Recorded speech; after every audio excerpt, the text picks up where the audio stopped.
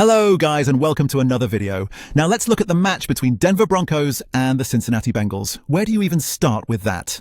Listen, coming into this game, we thought the Bengals' offensive juggernaut, led by their talented quarterback, would run the show. Man, were we surprised. The Broncos flipped the script with a mind-blowing 28-3 win.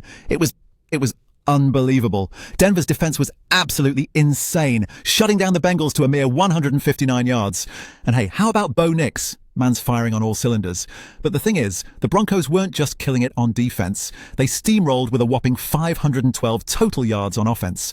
What do you guys think about this one? So, if you're thrilled for more in-depth breakdowns and reactions, make sure to hit that subscribe button. It really helps out. Now let's dive into Bo Nix's phenomenal performance on the field. I mean, where do we even start? This guy absolutely lit up the Bengals' defense, and it was pretty darn impressive. Bo Nix came in with all the pressure on his shoulders, and he delivered big time, completing 29 of 42 passes for 326 yards. Are you kidding me?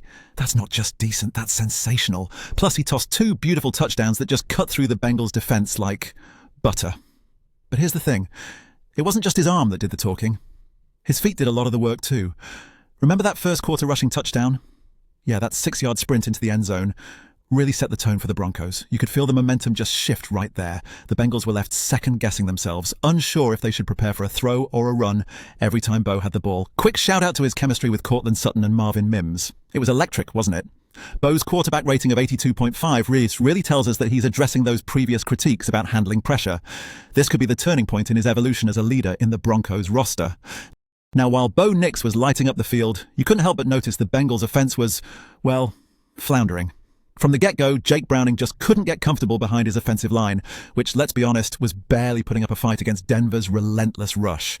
I mean, 3 sacks and countless hurried throws, that's not the way you win games.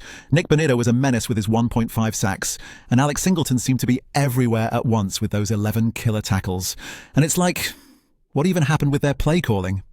Seriously, the Bengals' attempt to improvise mid-game was almost non-existent. They seemed stuck, unable to adapt against the Broncos' fierce tactics, which kept them off balance the entire match. Let me tell you, watching Browning stumble with just a 27.8 passer rating was painful, especially when he had star receivers like Jamar Chase and T. Higgins waiting for those big plays that just, well, never came. They held to only 23 yards, for Chase reflects how out of sync the Bengals were. Switching over, how did the Broncos manage this defensive strength, and what does it mean for their future approach? Let's dive right into this masterclass performance next. So let's break down the genius behind Denver Broncos' airtight defense, which really took center stage in this game against the Bengals. I mean, their focus and execution were, quite honestly, a force of nature. With Nick Bonitto and Alex Singleton leading the charge, the Broncos were relentless in making Jake Browning's life a nightmare, completely disrupting his tempo and rattling the entire Bengals offense. Strategically, the Broncos' defense played like a well-oiled machine, seamlessly collapsing the pocket and forcing crucial errors. You could feel the pressure every down. Browning's 106 passing yards and that unimpressive 27.8 passer rating. All credit goes to their relentless pass rush and tactical game planning. Now get this, by neutralizing their rushing game to just 53 yards, the Broncos forced the Bengals into terrible third down scenarios, and they only converted 2 out of 11. The discipline on display was next level. They kept penalties in check and maintained pressure, an absolute masterclass of synergy between the defensive line and secondary. Honestly, performances like this don't just win games, they redefine seasons, possibly signaling a new era of defensive supremacy for Denver. The Broncos really stepped up, proving they're not here to just compete, but to dominate.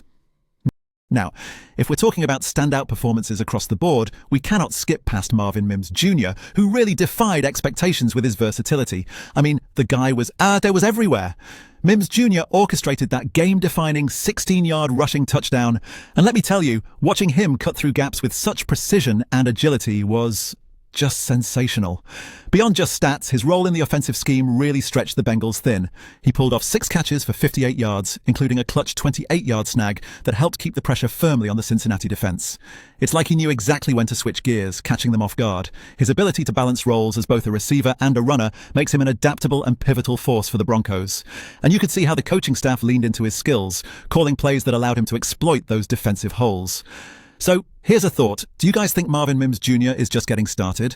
Could we be witnessing his rise as an essential playmaker for Denver? I'm curious what you all think. Drop your thoughts in the comments.